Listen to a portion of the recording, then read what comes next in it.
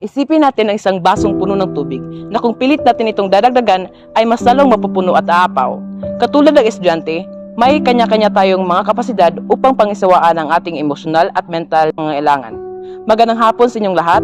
Ako'y naririto sa inyong harapan upang talakayin ang kahalagahan ng pagkakaroon ng kamalayan sa mental health at ang epekto nito sa mga kabataan, lalong-lalo na sa estudyante. Isa sa mga mahalagang aspekto ng buhay estudyante ay ang kanilang kalusugan. Hindi lamang ang pisikal na kalusugan, pati na rin ang kanilang kalusugang pangkaisipan o mental health. Ang paaralan ay isang lugar para matuto.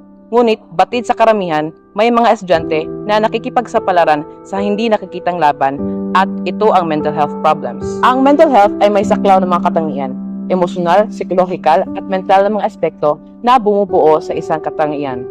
Nakakaepekto ito sa pagkakaroon ng malinaw at matinong pag-iisip, pakikisalamuha at pagpapahayag ng sariling damdamin.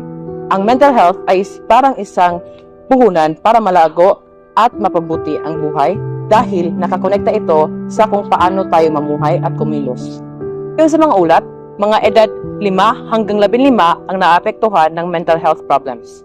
Sa Pilipinas, makikitaan ang pagtaas ng mga porsyento ang mga estudyanteng edad 13 hanggang 17 na may suicidal ideations na umakyat sa 16 na pahagdan. Ang kalimitang dahilan ay ang depresyon, anxiety, at stress na nakukuha nila sa hindi magandang pamumuhay. Mahalagang matukoy ang dahilan upang malaman ang punot dulo ng mga ito.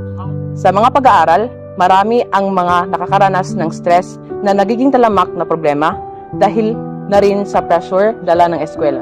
Direkta itong tumatama sa kanilang mga gawaing pang-eskwela at ang kanilang pagiging ganado sa klase. Meron ding ibang estudyante na may pinoproblemang pampamilya o pinansyal na mga kinakaharap kung kaya't lubos na natatamaan ang kanilang mental health vulnerability. Dahil sa maraming iniisip, mas lumalago ang kanilang anxiety na nagdudulot ng kakulangan sa pagtulog at di kawastuhang pag-iisip. Hindi rin basta-basta ang matatamong pressure dahil sa pamilya at kaibigan. May mga senyales ng mental health problems na nagdudulot ng maraming kalabasan.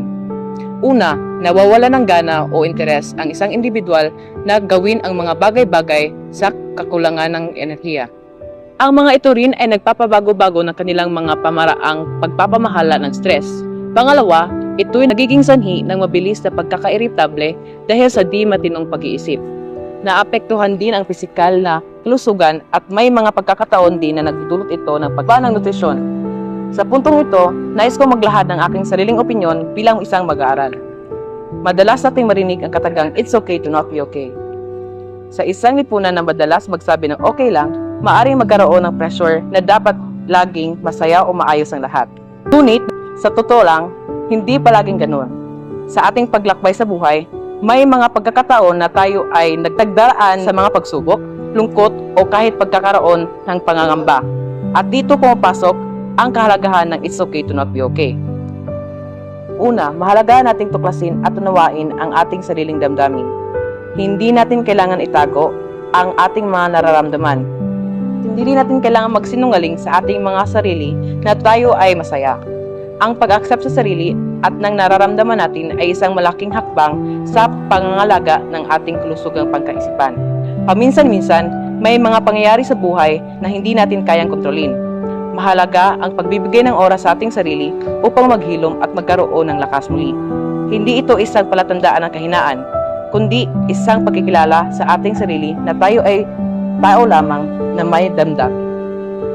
Ang it's okay to not be okay ay isang paalala rin sa ating lahat na hindi tayo nag-iisa. Marami sa atin ang dumadaan sa mga paghihirap at sa pagbuo ng isang mas makatuwid damdamin, mahalaga ang suporta mula sa iba't ibang sektor ng buhay. Pamilya, mga kaibigan, at profesional na tulong mula sa mga eksperto sa mental health. Sa pagtatapos, ipinapaabot ko ang simpleng mensahe na tanggapin natin ang ating mga sarili at gawing normal ang pagbangon sa bawat pagkakataon na tayo'y nahihirapan. Sabay-sabay nating yakapin ang ideya ng it's okay to not be okay at sa pagbibigay halaga sa ating kalusugan ng isipan.